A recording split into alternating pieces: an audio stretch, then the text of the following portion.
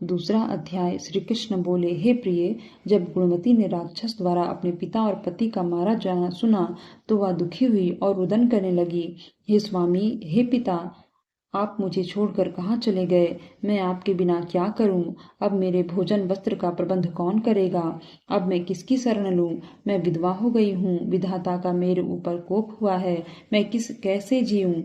श्री कृष्ण बोले, कुकरी के समान विलाप करती हुई, हवा से हिलते हुए केले के पत्ते की तरह कांपती हुई वह पृथ्वी पर गिर पड़ी।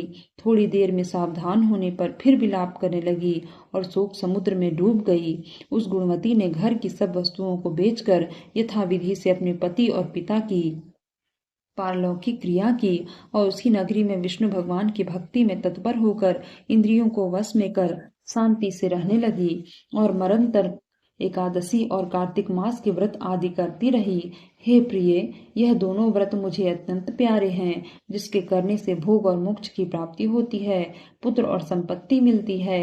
कार्तिक की तुला राशि पर सूर्य निकलने पर महापापी भी जो प्रातः काल स्नान करते हैं वे भी मुक्ति को प्राप्त होते हैं। जो मनुष्य स्नान, जागरण, दीपदान और तुलसी का पालन करते हैं वे विष्णु के रूप हैं। विष्णु भगवान के मंदिर में झाड़ना, सतिया काढ़ना तथा विष्णु की पूजा आदि का कार्य जो मनुष्य करते हैं वह जीवन मुक्त होते हैं। इस प्रकार वह गुणवती हरेक वर्ष कार्तिक व्रत और विष्णु भगवान का नित्य ही पूजन करती रही।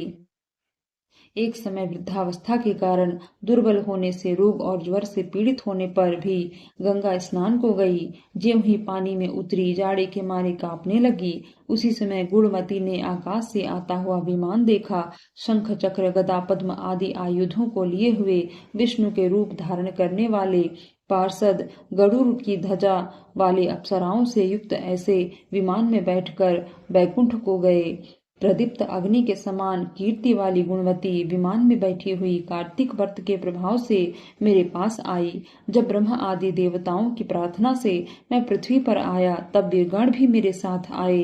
हे भामिनी, यह सब यादव मेरे गण हैं और तुम्हारे पिता देव शर्मा भी इस जन्म में सत्राजीत हुए और तुम्हारे पति चंद्र शर्मा इस जन्म में अक्रूर हुए।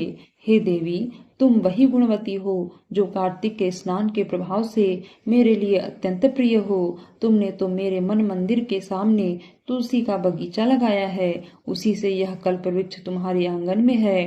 कार्तिक में जो पहले तुमने दीपदान किए हैं उसी फल से तुम्हारी सुंदर देह और घर में लक्ष्मी देवी का निवास है। जो संपूर्ण व्रत आदि पति स्वरूप भगवान को अर्पण किए थे, इसलिए तुम मेरी पत्नी बनी हो और तुमने जन्म मृत्यु तक जो कार्तिक उपवास किया है, इससे तुम्हारा वियोग मुझसे कदापि नहीं होता है।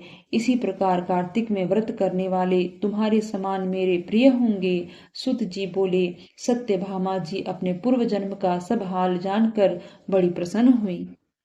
तीसरा अध्याय। सत्यभामा बोली, हे भगवान, आप काल स्वरूप हैं और काल के संपूर्ण भाग समान है, तब फिर कार्तिक मास ही क्यों श्रेष्ठ है? हे देव, सब तिथियों में एकादशी और सब महीनों में कार्तिक का महीना ही आपको क्यों प्रिय है? श्री कृष्ण बोले, हे कांते, तुमने अच्छा प्रश्न किया। एकाग्रचित होकर बेन के पुत्र पृथु और महर्षि नारद का संवाद सुनो। जिससे पहले तुम कुछ और पूछो, मैं तुमसे कहता हूँ, सुनो। पृथु ने नारद से पूछा। तब नारद जी ने कार्तिक मास की श्रेष्ठता कही। नारद जी बोले, पहले सागर का पुत्र शंख नामक राक्षस त्रिलोकी के मथने में समर्थ हुआ। उसने संपूर्ण देवताओं को जीत स्वर्ग से निकाल इंद्र आदि संपूर्ण लोकपालों के अधिकार अपने हाथ में कर लिए। सब देवता उसके भय के मारे अपने अपने स्त्री पुत्र आदि लेकर बहुत वर्ष प्रयत्न सुमेरु पर्वत की गुफाओं में वास करते रहे। जब देवता गुफाओं में रह रहे थे तब शंखासुर ने विचार किया, मैंने देवताओं को जीत तो लिया है, तो भी वे बलवान मालूम होते हैं। हाँ, अब जान पड़ा कि वे सब वेद मंत्रों से युक्त हैं। इससे उनके वेद मंत्रों का हरण करने से वे सब बलहीन हो जाएंगे। ऐसा विचार कर वह असुर विष्णु भगवान को नींद से ग्रस्त देख स्वयंभू ब्रह्मा जी के लोक में जाकर वहां से वेदों को निकाल कर चलने को तत्पर हुआ। तब वे उसके भय के मारे यज्ञ के मंत्र और बीजों समेत जल में प्रवेश कर गए। तब वो शंखासुर भी उन्हें ढूंढता हुआ समुद्र के भीतर विचरने लगा, परंतु वे वेद एक स्थान पर कहीं भी प्राप्त न हुए। पीछे से ब्रह्मा जी भी सब देवताओं को संग ले और पूजा की सब सामग्री इकट्ठी कर बैकुंठ में विष्णु भगवान की शरण में गए। वहां उनके जगाने के निमित्त सब देवता गाने बजाने लगे और गंध धूप बार बार देने लगे। उनकी भक्ति से संतुष्ट होकर भगवान ने नेत्र खोले। तब सब देवताओं ने विष्णु भगवान के दर्शन किए और षोडशोपचार से पूजा करके दंडवत पृथ्वी पर गिर पड़े। तब तो माधव भगवान उनसे कहने लगे, हे देवगण, मैं तुम्हारे भजन कीर्तन आदि कार्यों से प्रसन्न हुआ हूँ। मैं आप लोगों की मनोकामना पूर्ण करूंगा। आश्विन शुक्ल पक्ष की एकादशी से देव उठनी एकादशी तक पहर भर रात्रि रहे। तब से जो मनुष्य तुम्हारी तरह भजन और कीर्तन करेंगे वे मुझे प्राप्त होंगे। शंखासुर जिन वेदों को हर लाया है वे सब जल में स्थित हैं। मैं उन्हें शंखासुर को मार कर लाऊंगा। अब से बीज मंत्र समेत सब वेद प्रतिवर्ष कार्तिक के महीने में सदा जल में निवास करेंगे। मत्स्य रूप धारण कर मैं जल में जाता हूँ। तुम संपूर्ण मुनियों को लेकर संग आओ। इस लोक में जो अच्छे मनुष्य प्रातः काल स्नान करते हैं वे निश्चित अक्षत स्नान के फल को प्राप्त होते हैं। जो कार्तिक में सदा व्रत करते हैं उनको हे इंद्र तुम मेरे लोक में पहुंचा दिया करो। हे यम तुम सदा उनकी विघ्नों से रक्षा करते रहो। और हे वरुण तुम उनको पुत्र पौत्र आदि देते रहो। हे कुबेर तुम उनकी धन वृद्धि करो, जिससे यह मेरा रूप धारण कर साक्षात जीवन मुक्त हो जाएं। और हे अन्य देवताओं, जो जन्म से मरण तक उन बातों को धारण करते हैं वे तुम्हारे द्वारा भी पूज्य हैं। जैसे तुमने मुझे एकादशी को जगाया है, इसलिए यह तिथि सदा मनाने योग्य है। चौथा अध्याय। नारद जी बोले, ऐसा कहकर विष्णु भगवान मछली रूप धारण कर कश्यप की अंजलि में प्राप्त हुए। उस मछली पर दया करके मुनि ने उसको कमल रूप कमंडल में डाल लिया। जब वह उसमें न समाई तब कुएं में डाला। कुएं से तालाब में, तालाब से समुद्र में डाली गई। तब मत्स्य रूपधारी भगवान शंखासुर को मारते हुए और अपने हाथ में दबाकर चदरी वन को गए। और वहां सब ऋषियों को बुलाकर भगवान बोले कि जल के भीतर वेद निमग्न हो गए हैं। तुम उन्हें ढूंढो और शीघ्रतापूर्वक जल में से निकालकर रहस्य समेत ले आओ। तब तक मैं सब देवताओं समेत प्रयाग में निवास करूंगा। नारद जी बोले, तब तपोबली उन मुनियों ने बीज और यज्ञ मंत्रों सहित वेदों का उद्धार किया। उन ऋषियों में से जिसने जो निकाला वह भाग उसी ऋषि के नाम से प्रसिद्ध हुआ।